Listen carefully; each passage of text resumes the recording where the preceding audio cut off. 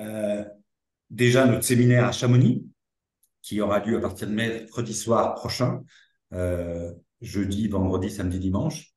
Il y a des places qui se sont libérées, donc ceux, vous pouvez encore vous inscrire. Hein, c'est vraiment un séminaire en altitude où on mélange le plaisir, le ski, ou d'autres activités et le travail. Donc, c'est très sympa.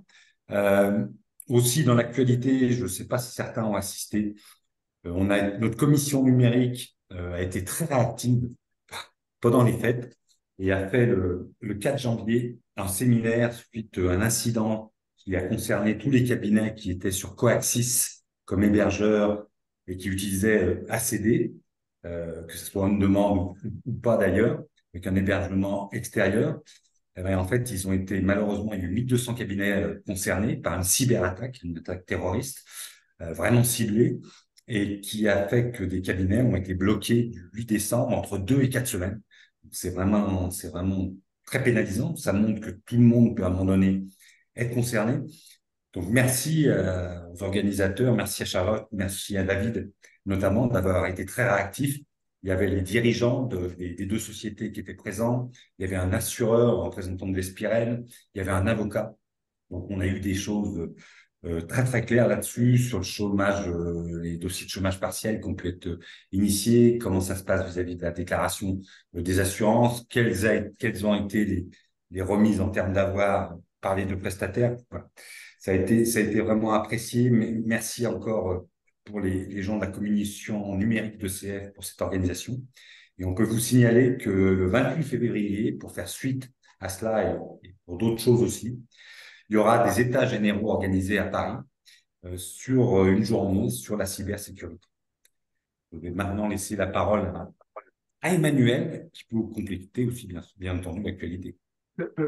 Parfait. Merci beaucoup, Damien. Bonjour à toutes et tous. Tous mes meilleurs voeux et surtout une santé de fer pour 2024. Oui, pour compléter, ben, j'ai oublié ce que je voulais dire. Ah si, puisque c'est le moment réclame, vous voyez qu'on est assez, pour pas dire extrêmement dynamique au niveau du syndicat, donc n'hésitez pas à nous rejoindre, à adhérer à ECF. C'est vraiment une équipe de copains, copines, une famille où on s'entraide et où on essaye de faire avancer les choses. Allez, sans plus attendre, puisque vous attendez avec impatience, vous prêtez impatience de faire le point sur l'ex-TVS, et donc qui a changé de nom, qui s'appelle la taxe sur l'affectation des véhicules de tourisme à des fins économiques. Et puis on a ajouté un deuxième point parce que sur la prochaine déclaration de TVA, il faut également faire apparaître la taxe annuelle sur les véhicules lourds de transport de marchandises et pour les plus anciens, en clair, la taxe à l'essieu. Voilà, donc les obligations se font en même temps, c'est pour ça qu'on a joint l'utile à l'agréable entre la TVS et la taxe à l'essieu. Vous voyez tout en bas sur la présentation, c'est écrit ex-TVS et ex-taxe à l'essieu. Et on va commencer par la taxe sur l'affectation des véhicules de tourisme à des fins économiques. Il faut que je prenne l'habitude effectivement d'utiliser ce terme-là. Donc elle est codifiée au Code des impositions sur les biens et services. J'en profite pour dire, puisque la question a été posée, comme d'habitude, vous aurez le support qui vous sera envoyé. Et vous voyez qu'il y a des liens dynamiques. Donc on a essayé de vous simplifier la vie. En cliquant dessus, ça vous enverra dans Légifrance pour lire les textes si ça vous intéresse. Mais je pense que c'est important de lire les textes et on le verra dans la slide page 4. Donc, la TVS, c'est deux taxes. C'est une taxe sur l'émission de CO2, là je vous apprends rien, plus une taxe qui est liée à l'ancienneté du véhicule. Donc, il y a deux mamelles pour faire un montant global. Et le principe, le redevable de la taxe, c'est, je vais utiliser le terme consacré, l'entreprise affectataire du véhicule, en clair, l'entreprise qui utilise le véhicule. Donc, l'entreprise peut être propriétaire du véhicule, vous l'avez à l'actif du bilan, peut être preneur d'un contrat, donc soit en crédit bail, soit en location longue durée, mais aussi on a également le cas des indemnités kilométriques qui sont remboursées aux dirigeants ou aux salariés d'entreprise, et ça, souvent, on l'oublie. Et on peut aussi avoir un autre cas, mais qu'on voit pas souvent, mais c'est écrit comme ça dans les textes. C'est pour ça que c'est mis entreprise qui prend en charge les frais d'utilisation du véhicule. ça peut être des indemnités kilométriques, mais on peut éventuellement imaginer que l'entreprise paye le carburant, paye l'entretien, l'assurance du véhicule sans rembourser de kilomètres. Donc c'est un cas plus marginal. Et ce matin, en venant, puisque j'étais dans ma voiture, je me suis fait une petite frayeur, mais peut-être que je vais vous faire aussi une petite frayeur, parce que souvent je dis, tant qu'on ne sait pas, on vit bien. Et là, je me suis fait une frayeur parce que j'ai la chance d'avoir des clients notaires dans ma clientèle. Donc, depuis début janvier, bah, j'ai arrêté des bilans de notaire. Et souvent, les notaires, bah, ils se remboursent des indemnités kilométriques et puis ils ont des véhicules d'une certaine taille. Et je me suis gratté la tête mais en me disant, mais est-ce que tu n'aurais pas oublié effectivement de provisionner ta TVS dans les comptes parce que les dirigeants, ils font un certain nombre de kilomètres et que bah, peut-être qu'in fine, il y a de la TVS. Donc, je vous invite à réfléchir à vos dossiers parce que l'histoire des indemnités kilométriques, souvent, on oublie, et moi le premier, vous voyez, on oublie effectivement de penser à ces véhicules-là quand on fait la déclaration et peut-être que ben, on peut avoir effectivement une TVS à payer sur ces véhicules-là. Alors, oui, Euh, juste pour oui, se rassurer, pour pas inquiéter tout le monde, oui. tu as tout à fait raison. Mais quand même, n'oublions pas que quand c'est les indemnités kilométriques, on a une franchise globale de 15 000, Mais tu euh, me coupes mes effets de manche. de 15 000 euros. Donc, ça Oui. va permettre, voilà, ça ferait 15 véhicules à 1 000 euros. On a quand même. Voilà, mais on verra, tu me coupes mes effets de manche, mais effectivement, enfin, et donc je me suis rassuré, puisque là j'ai des CELAR là, avec deux, trois associés, donc j'étais pas inquiet, même sans recalculer.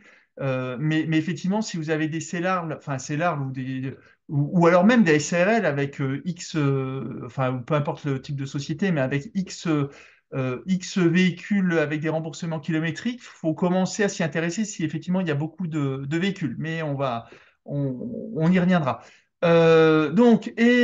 L'entreprise affectataire, donc en clair utilisatrice du véhicule ou des véhicules, on parle ça concerne les sociétés de toute nature, donc, quelle qu'en soit la forme, l'objet ou leur situation au regard de l'impôt sur le revenu ou l'impôt société ayant une activité économique. Donc là, on vous a remis la référence vers le BOI.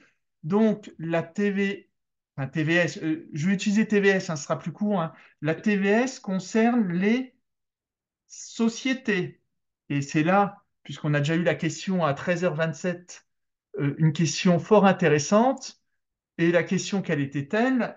C'est est-ce que mon EI assimilé à une EURL parce que option IS doit payer la TVS? Donc, je vais pas vous lire les textes, je vous ai mis les textes. Donc, en premier lieu, l'article du CIBS, ça c'est la loi. Et de deuxième part, le BOI. Le BOI, je vous rappelle qu'est-ce que c'est? C'est l'administration fiscale qui fait des commentaires par rapport à un texte. Et il faut avoir en tête que dans un BOI peut ouvrir des droits supplémentaires parce que le texte ne le prévoyait pas, mais l'administration, avec sa doctrine, décide qu'il y a des droits supplémentaires. Mais l'administration ne peut pas fixer des obligations ou des conditions supplémentaires non prévues par le législateur.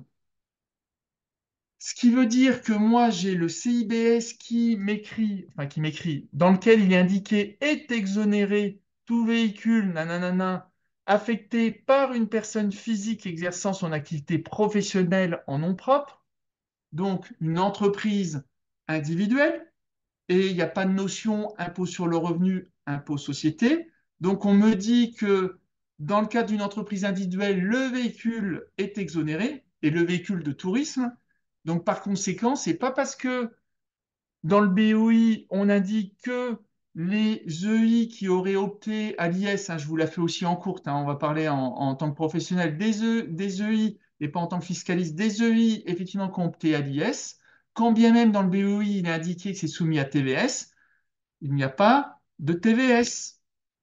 Et je ne vais pas vous faire toute la jurisprudence des BOI qui sont fait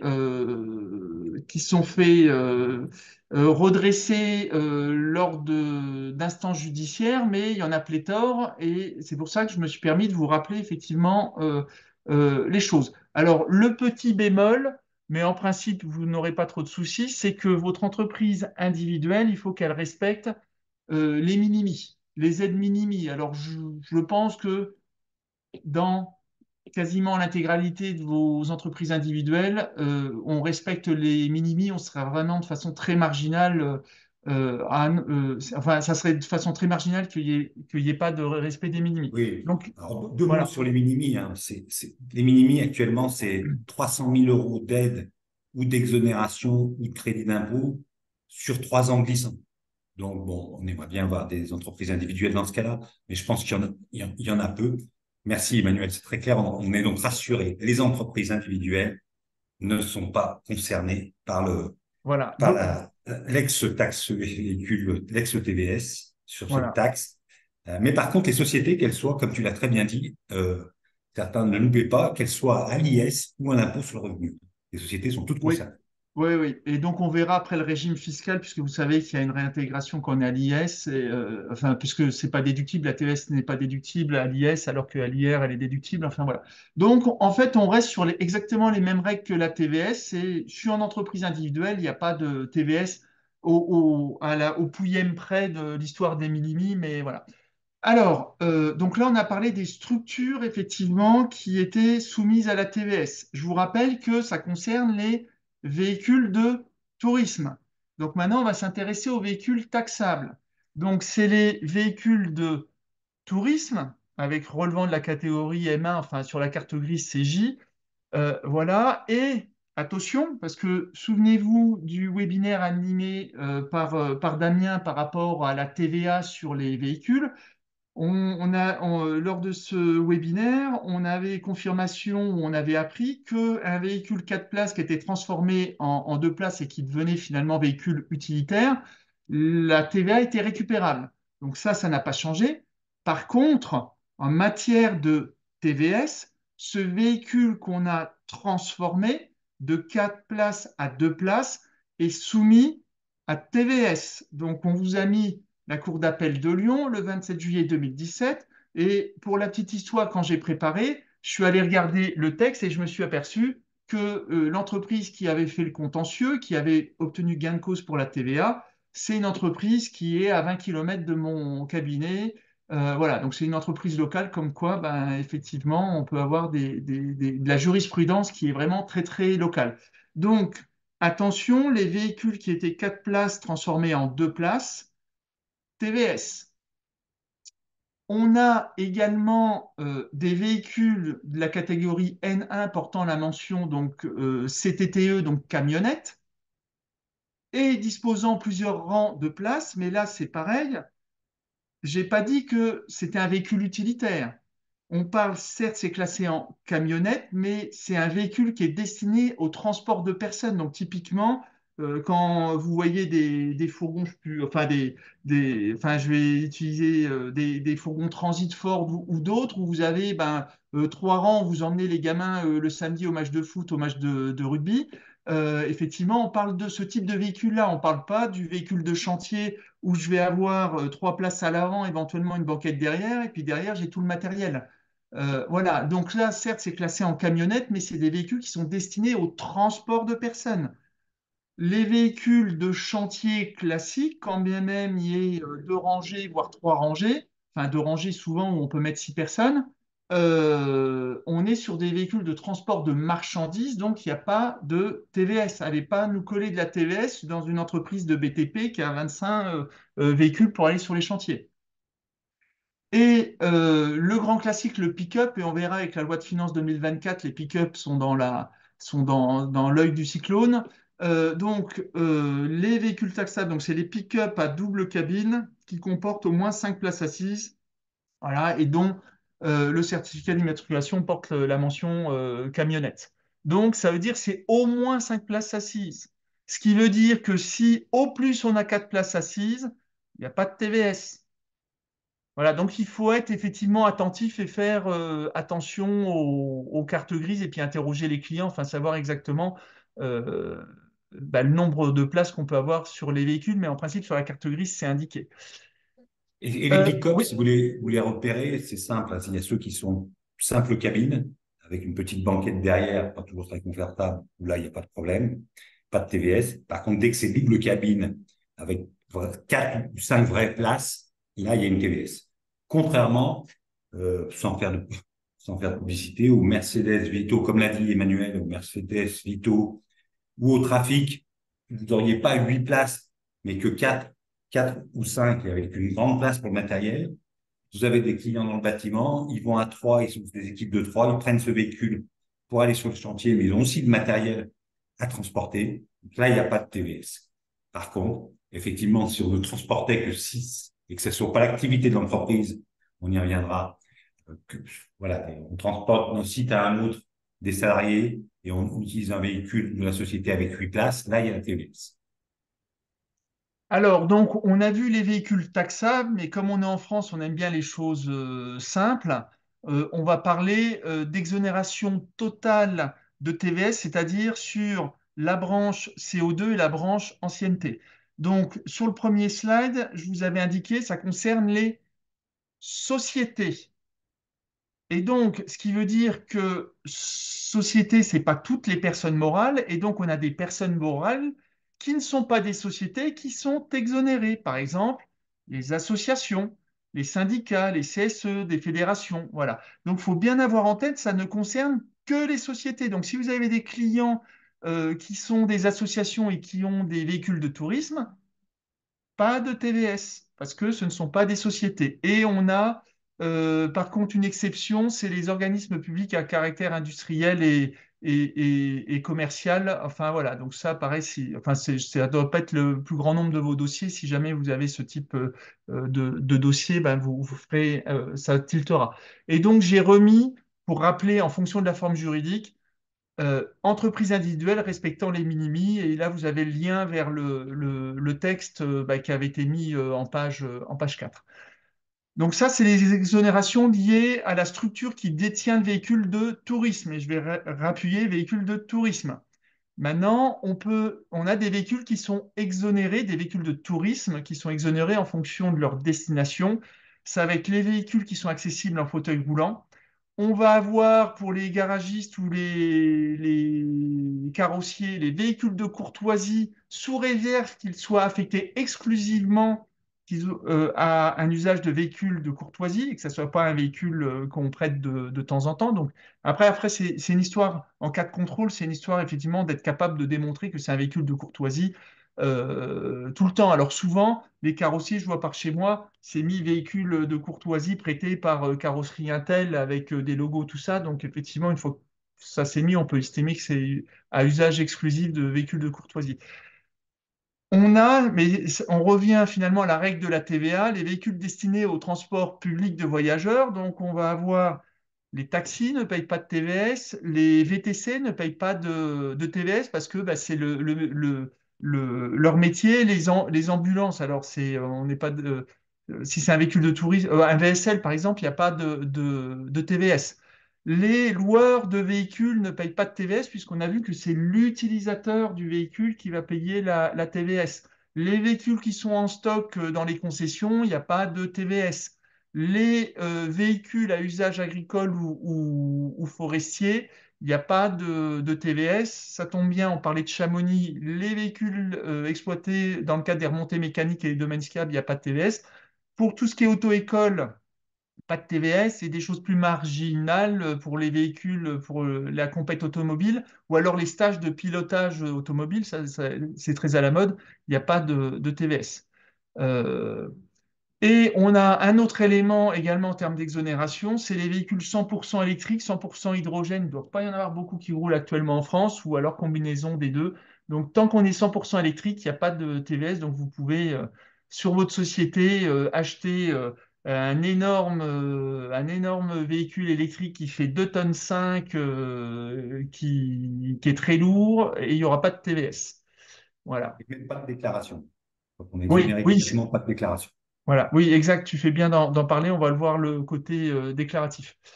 Alors, donc on a vu les exonérations totales, donc on va affiner, maintenant on a les exonérations partielles et les exonérations partielles, et ça ne concerne que les seules émissions de CO2. Je répète, vous avez le CO2, vous avez l'ancienneté. Donc là, on va jouer que sur la partie CO2. Et donc pour les véhicules hybrides, donc électricité ou hydrogène ou plus gaz naturel, enfin vous pourrez lire, mais ayez en tête véhicule hybride, attention, j'ai une exonération partielle, donc il faudra vérifier effectivement le support ou la documentation. Donc déjà, il faut que ce soit un véhicule hybride. Voilà. Et après, comme on aime les choses extrêmement simples, vous avez un cas de figure où c'est exonération permanente, la partie CO2, et vous avez une autre où c'est une exonération temporaire. Donc, pareil, vous lirez, je ne vais pas vous lire textuellement, hein, je vous rassure, je ne connais pas par cœur, hein, j'ai préparé la chose, j'ai mis en forme, mais je ne connais pas par cœur effectivement les seuils, tout ça, mais dès lors que vous avez un véhicule hybride, vous posez la question, dans quel cas de figure je suis, est-ce que je vais rentrer dans l'exonération permanente ou est-ce que ça sera effectivement l'exonération temporaire?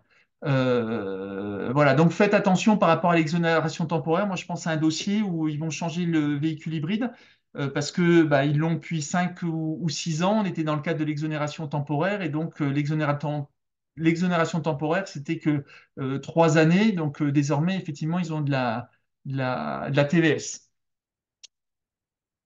Hop. Hop, je regarde l'heure en même temps. On est large, on est bien. Alors, vous verrez, le barème est en bleu parce qu'il y a un lien, ça vous donne un lien pour avoir le barème parce qu'il existe trois barèmes au niveau de la TVS. Ce qu'il faut avoir en tête, et ça fait du bien de préparer, parce que ça faisait un certain temps que je n'avais pas fait de formulaire de TVS, et moi j'étais resté à l'ancienne règle, c'est-à-dire que dès lors que j'utilise le véhicule au premier jour du trimestre civil, j'ai la TVS qui est due sur l'intégralité du trimestre.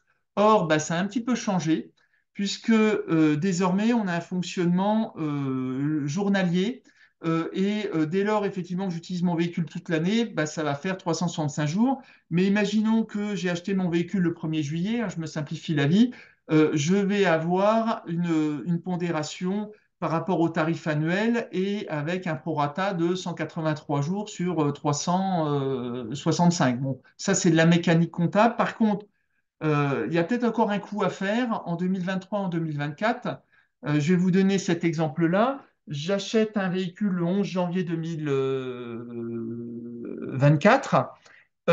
Et donc, j'ai qu'un seul véhicule. Enfin, 11 janvier 2023, je vais me remettre puisqu'on fait 2023. Je l'ai acheté le 11 janvier 2023.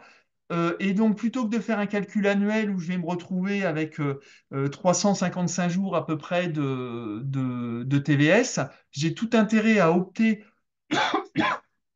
pour l'ancienne règle, c'est-à-dire la base trimestrielle, puisque par définition, ayant acheté le véhicule le 11 janvier 2023, le 1er janvier 2023, je ne l'utilisais pas. Et donc, finalement, en optant, faisant cette option, je vais me retrouver à payer 9 douzièmes, 9 mois de TVS au lieu de payer ben, quasiment une année complète de TVS.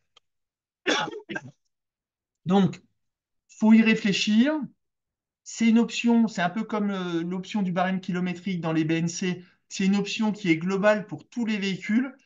Pour tous les véhicules, on ne s'amuse pas à faire de la dentelle avec tiens, ce véhicule, ça m'arrange, je vais faire en barème, enfin au trimestre, et puis les autres, je les fais à l'année.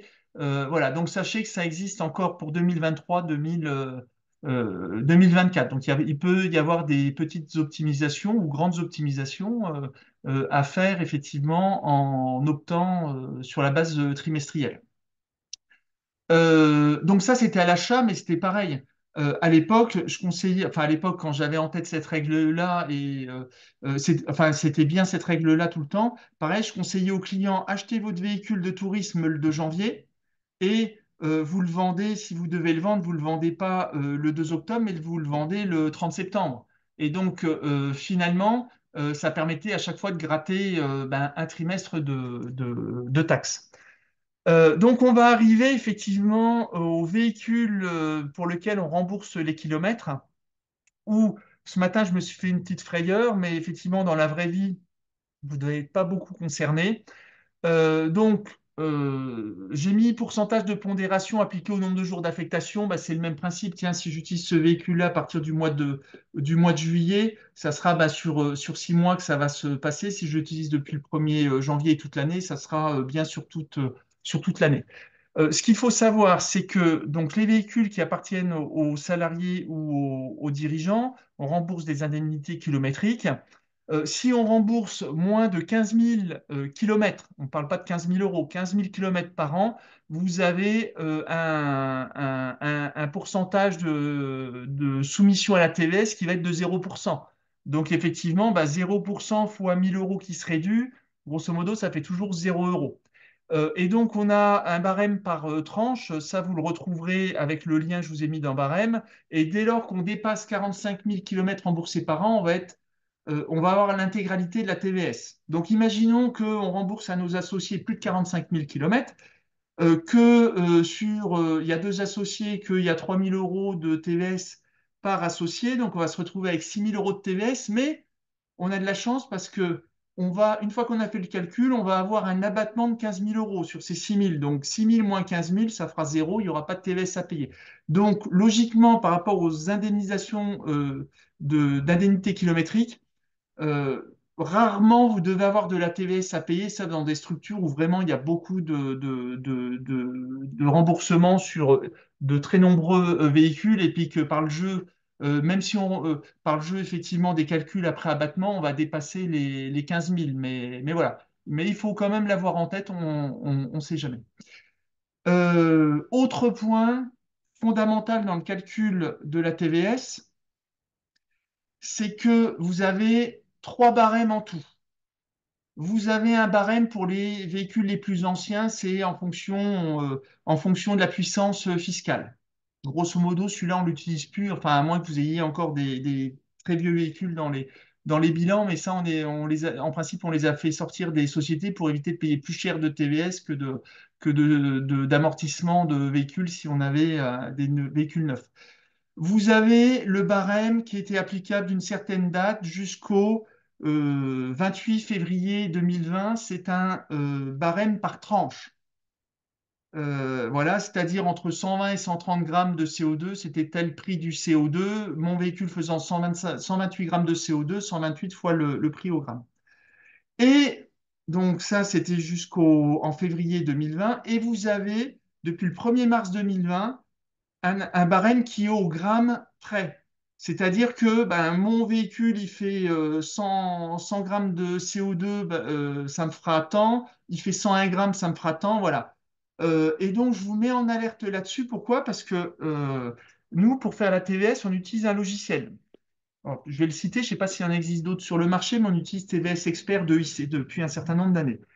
Et en fait, je me suis aperçu en arrêtant les bilans cette année que quand on a fait la déclaration l'an passé, on s'était planté de barème. Pourquoi? Parce que dans le logiciel, quand on va dans la fiche du véhicule, il y a une petite coche qui dit si votre véhicule est immatriculé à compter du 1er mars 2020, c'est-à-dire qu'on est dans le protocole WLTP, veuillez cocher pour qu'on puisse faire le calcul au gramme près. Et faire le calcul au gramme près par rapport au calcul par tranche, ça peut faire des différences significatives. Et dans un dossier, on a fait payer le double du montant qu'on aurait dû faire payer. Alors, on a réclamé tout ça. Tout ça pour dire que si jamais vous utilisez un logiciel pour calculer, faites bien attention d'utiliser effectivement le bon barème et ayez toujours un contrôle de cohérence à la fin en reprenant manuellement les choses et vous dire je suis censé tomber à peu près à temps parce que ça évitera effectivement certaines déconvenues et puis de passer pour des blaireaux en face des clients quand on fait des réclamations. Donc faites attention aux véhicules immatriculés à compter du 1er mars 2020 parce que on est sur un barème différent des deux autres barèmes. Juste pour compléter, Emmanuel, puis il Oui. faudra on accélère un peu pour prendre les Oui. questions à la fin de la TVS. Ah oui. Donc, le tarif que tu viens d'indiquer, inférieur à 21 grammes, donc c'est bien un tarif annuel. Euh, Oui. et ça, à savoir que c'est le tarif pour 2023, que déjà sur 2024, il va être différent, Oui. rehaussé d'une manière générale par rapport Mm.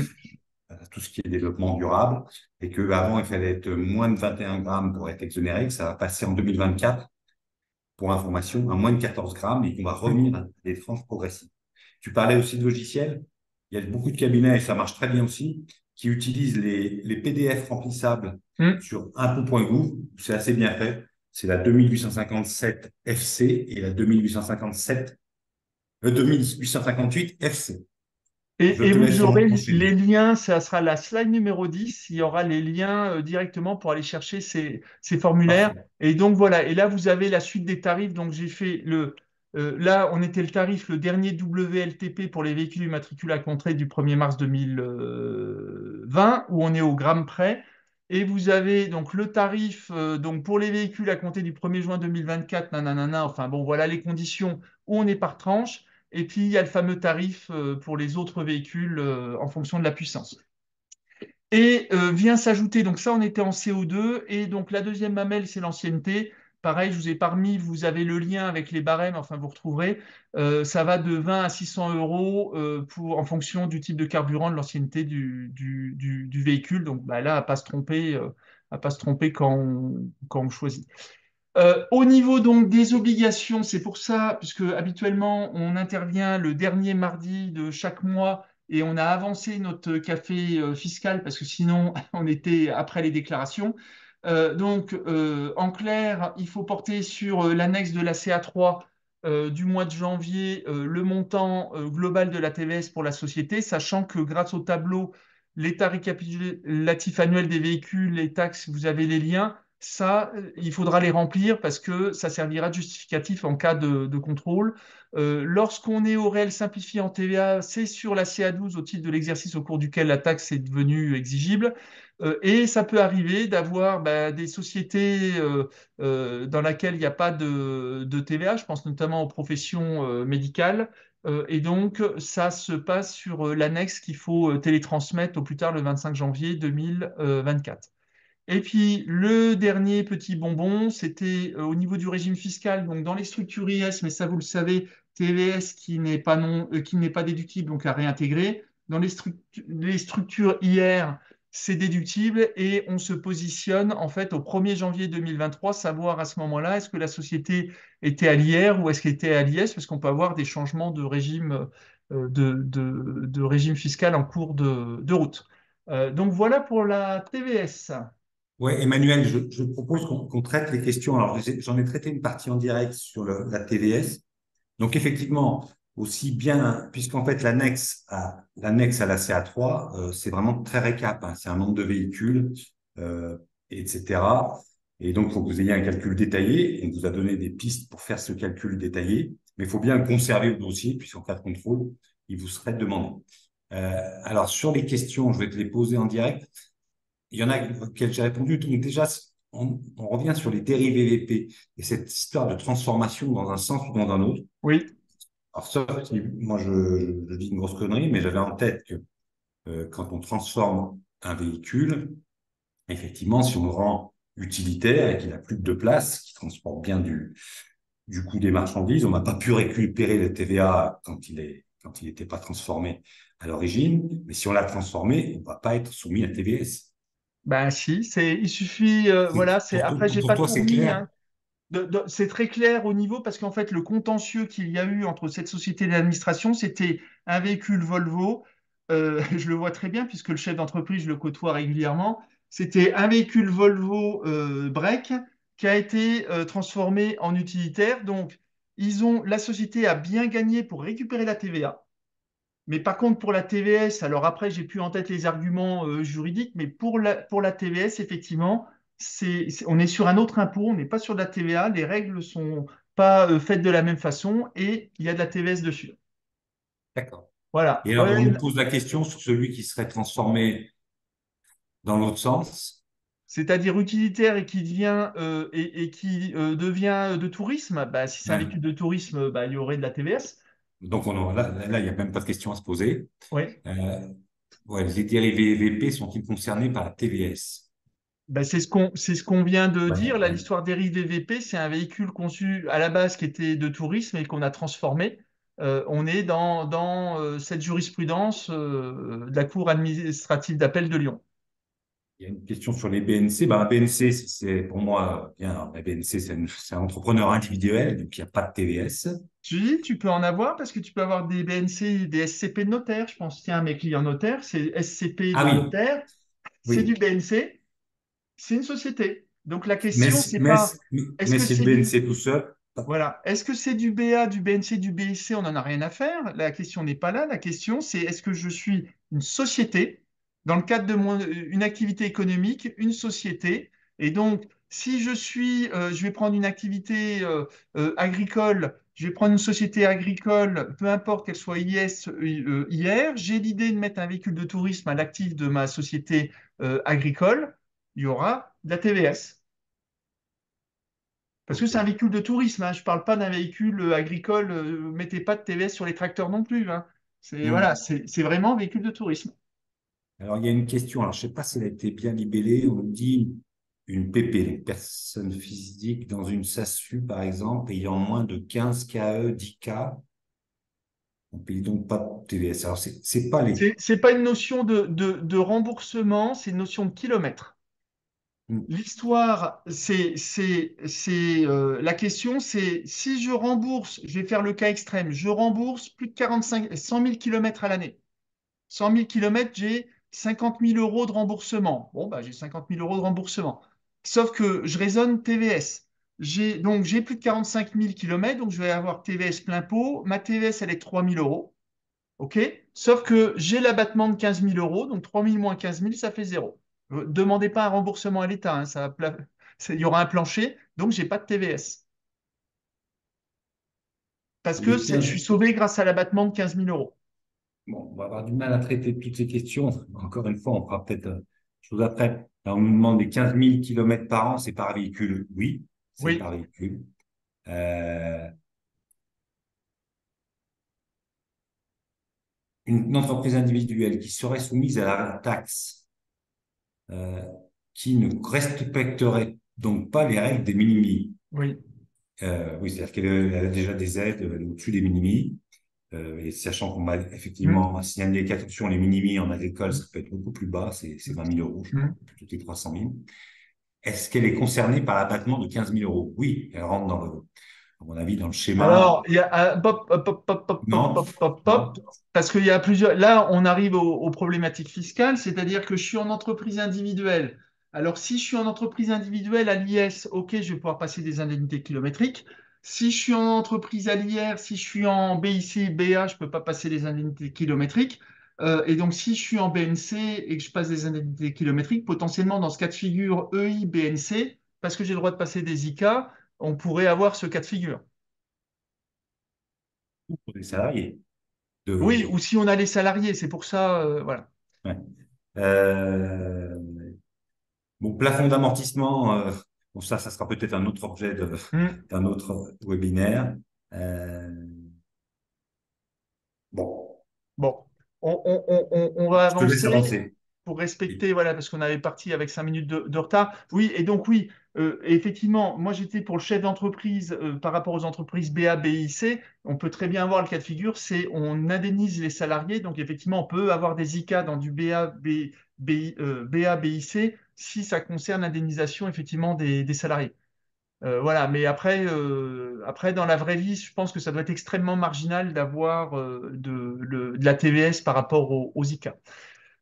Donc là, on va s'intéresser à la taxe à l'essieu. Donc la taxe à l'essieu, elle est codifiée toujours dans le même code. Vous avez le lien. Donc anciennement taxe à l'essieu, pardon. Et donc ça concerne, bon, ça restreint encore, hein. Ça concerne donc les véhicules, pour faire simple, enfin les camions acquis dans un cadre professionnel pour une activité économique. Il faut que ça circule en France métropolitaine. Donc nos amis ultramarins qui nous regardent, qu'on salue, vous n'êtes pas concernés. Et il faut que le véhicule pèse au moins 12 tonnes. Voilà. La règle, c'est comme pour la TVS, le redevable, c'est l'entreprise affectataire du véhicule. Donc, soit on est propriétaire, location longue durée, ah oui, location longue durée, contrat d'au moins 2 ans ou crédit bail. Et on peut avoir le cas de figure, j'y avais pas pensé parce que j'ai pas ça dans ma clientèle. On va imaginer que un salarié ou le chef d'entreprise a un camion à titre personnel et puis que c'est l'entreprise qui prend en charge ses frais. Bon, je pense que pareil, ça doit être très marginal comme cas de figure, mais ce cas-là est prévu. Donc là, je ne vais pas vous faire une lecture exhaustive. Voilà les véhicules soumis à la taxe et les véhicules qui sont exonérés. On a certains véhicules, les véhicules de cirque, les véhicules de pompiers, enfin voilà. Donc là, bah, il faut savoir dans quelle catégorie vous êtes. Mais quand je dis, nous, enfin, on s'embête pas. Parce qu'on n'est pas déjà TVS, c'est assez complexe, mais alors les camions, on n'est pas au top sur les camions. Donc, comment on fait? On envoie en fait au mois de décembre un mail au client concerné avec voilà les règles du jeu. Ben, hop, oula, je reviens en arrière. C'est exactement ça. J'ai envoyé ça à mes clients pour qu'ils puissent revalider au niveau de leur camion quel camion était concerné. On a envoyé cette grille effectivement de lecture parce qu'en fonction du nombre d'essieux, voilà, est-ce que c'est un smear tout ça, enfin voilà, c'est un truc de malade. Donc ça, le chef d'entreprise, effectivement, euh, il est capable de déterminer, parce que je vous rappelle qu'à l'époque, déjà moi dans mes lettres de mission, il n'y a pas la taxe à l'essieu, parce que historiquement, la taxe à l'essieu était payée directement, je crois que c'était aux douanes ou un organisme, ça devait être les douanes. Donc on ne s'est jamais occupé de ce type de déclaration. Maintenant, ça a été recollé sur la CA3, mais je n'ai pas les compétences, effectivement, pour le faire, ou alors bah, sinon c'est une mission à part, et auquel cas bah, on facture au client. Voilà, vous avez les éléments que vous pourrez communiquer au client pour qu'il soit capable de vous indiquer effectivement bah, le bon montant. Les subtilités, là, c'est pareil, mais vous êtes peut-être concerné. Il existe une réduction de 75% du tarif dans le cadre de transport combiné rail-route. Donc là, c'est pareil, vous ne pouvez pas l'inventer, c'est au client de vous indiquer effectivement si jamais leur véhicule, on est sur des systèmes combinés rail-route avec des règles bien spécifiques. Euh, on est comme pour la TVS sur une proportion d'utilisation annuelle du véhicule, même si le véhicule ne circule pas, parce que qu'on ne vous fasse pas le coup, ouais, j'ai mon camion, je suis propriétaire toute l'année, mais on l'utilise que 2 mois dans l'année. Et donc, on va l'utiliser sur 60 jours. Non, non, c'est vraiment, si le véhicule ne circule pas, bah, ça sera quand même un an. Mais par contre, la proportion, bah, ça sert le jour où on achète le véhicule, où on commence à louer, et puis jusqu'au jour où effectivement où il est vendu, où on le rend. Donc la mécanique est exactement la même que pour la TVS. C'est pas les mêmes grilles de lecture, mais c'est exactement la même mécanique. Et ils ont prévu aussi un usage mixte. Pourquoi? Parce qu'on peut très bien avoir un véhicule qui une partie de l'année rentre dans les critères soumis à taxe et l'autre partie de l'année est dans le cadre des véhicules exonérés. Donc ça complexifie encore la chose. Ça ne doit pas arriver souvent, mais on peut avoir ce cas de figure. Et donc, il est prévu, effectivement, si on applique au moins 2 tarifs, parce qu'on peut imaginer 3 tarifs avec un véhicule qui fait totalement soumis, qui va avoir aussi une activité exonérée et puis qui va faire du rail route. Donc, il va falloir faire des calculs, il va falloir saucissonner en 2 ou en 3 et faire les calculs en fonction des usages. C'est pour ça que moi, je préfère donner ça au client. Le client, on lui fournit les éléments, on lui fournit, je vais y revenir, hop, je reviendrai en arrière. On lui fournit le fameux état récapitulatif. C'est la même histoire que pour la TVS pour lui permettre effectivement de justifier, de mettre toutes les IMAT, tout ce qu'il faut pour avoir le bon montant. Et puis après, on prend pour argent comptant ce qu'il nous a donné. On lui fournit tous ces éléments-là. Charge à lui de le renseigner et après, charge à nous de reporter sur l'annexe. Sur l'annexe, bah, juste le nombre de véhicules et le montant, ça doit être de tête comme pour la TVS et l'affaire est dans le sac. Alors, je vais revenir en arrière parce que j'ai peut-être un petit peu rapide. Et donc là, c'est marrant, ça ressemble très fortement et de tête, c'est le même barème que pour la TVS. Lorsque c'est un camion qui appartient aux salariés ou dirigeants et qui a un remboursement d'indemnité kilométrique ou prise en charge, alors sachant qu'il n'y a pas de barème qui existe, mais bon, ça c'est un autre débat, ou prise en charge des frais, en fonction du nombre de kilomètres, ben, vous avez le fameux coefficient pondérateur. C'est-à-dire que si on prend en charge il y a moins de 15 000 kilomètres, ben, il n'y aura pas de taxe à l'essieu à payer dessus. Voilà. Par contre, s'il y a plus de 45 000 kilomètres, il y aura 100% de la taxe à l'essieu. C'est exactement le même barème que pour la TVS. Voilà, je suis désolé, je suis un petit peu rapide, mais ça concerne potentiellement moins de monde. Euh, mais les règles sont quasiment similaires. Au niveau des formulaires, c'est comme pour la TVS, CA3, CA12, et si on a un non redevable de la TVA, c'est sur l'annexe. On a un état récapitulatif, vous avez le lien et ça permettra de justifier le montant qui sera porté sur la déclaration. Ah oui, et si un point, attention, sur les formulaires CA3, CA12, il est indiqué taxe à l'essieu, l'ancien terme, et non pas le nouveau terme de la taxe annuelle sur les véhicules lourds de transport de marchandises.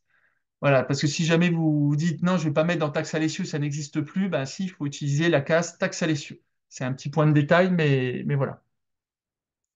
Et ben voilà, tiens, Merci. regarde, on est pile poil dans le timing. On est pas mal. Bon, il y avait encore quelques questions. Alors, sincèrement, la difficulté, c'est que, voilà, en 45 minutes, vraiment, là, c'était l'éclairage par rapport à ce sujet, les déclarations qui sont à faire dans les prochains jours. Donc, on a essayé de répondre à un certain nombre de questions. Il y a des questions qui peuvent être très techniques, et là, faire en direct, je dirais, du SVP ou de l'infodoc fiscal, c'est quand même un exercice pas évident. Ce qui est surtout important, c'est qu'on communique le support très vite. Donc, Hmm. bon, Emmanuel verra s'il peut compléter d'autres réponses pour qu'on vous envoie le plus rapidement possible quand même ce support pour que les déclarations Ben, sont à faire ben très là, je vais prochainement. envoyer parce que je n'ai pas complété, parce que très clairement, j'enchaîne les rendez-vous jusqu'à demain soir, donc ça nous décale. Et là, effectivement, ouais, tiens, je vois une Steph, une société de fait, pour moi, il n'y aurait pas de TVS parce que c'est pas il n'y a pas la personnalité morale. Euh, voilà, parce que je regarde un petit peu aussi les questions. Voilà, Céline qui a donné la bonne réponse pour les BNC, il y a des SCP, ouais, on peut avoir, voilà. C'est vrai Ok, ok. si quelqu'un parle du Vito Conforis, mais bon, si c'est l'exemple du Vito avec quatre ou cinq places, mais pas huit places, Voilà. et Hein, qu'encore une fois, on va sur les chantiers avec ou ailleurs à deux, trois salariés avec deux, trois salariés, il n'y a pas de TVS, il y a pas de souci. voilà, je vois le taxi équestre. Pour moi, il n'y a pas de TVS parce qu'on n'est pas dans le transport de personnes. Alors, sauf si effectivement on estime qu'un cheval c'est une personne. Voilà, je répète, ces véhicules de tourisme, c'est pour transporter des personnes. Voilà, donc pour moi, le taxi équestre, je vois pas pourquoi il y aurait de la TVS puisqu'on on transporte pas des personnes. Ok, ok, ouais. Non, mais ça me paraît pas mal. Donc, on vous a mis la date. On va reprendre les bons créneaux. Donc, mardi 27 février, ça sera le dernier mardi de chaque mois. Je vous invite, tiens, vous cliquez, vous pouvez adhérer à ECF et à faire de belles déclarations de TVS. Et n'ayez pas peur de consulter la documentation, le BOI, mais avec le bémol dont je vous ai parlé, et lire effectivement les textes, parce qu'on n'a pas prétention de tout, en 45 minutes, d'avoir tout balayé. On a essayé de condenser au maximum. Et effectivement, il peut y avoir parfois des trous dans la raquette. Même si, voilà. Merci à tous et on vous envoie au plus vite le support. Voilà. Et puis, je vois quel est le Merci. numéro du formulaire pour la taxe à l'essieu. On va vous envoyer le support. Il y a les liens. Il suffira de cliquer. Ça vous donnera directement le formulaire parce qu'on ne les connaît pas par cœur, les numéros de formulaire. Voilà. Allez, à très bientôt. Effectivement, Merci, merci à Damien. toutes et à tous. Merci Emmanuel et merci Damien d'avoir animé ce webinaire. On vous donne du coup rendez-vous, comme Emmanuel l'a dit, le mardi 27 février prochain. Vous recevrez de ma part du coup le PowerPoint ainsi que le replay.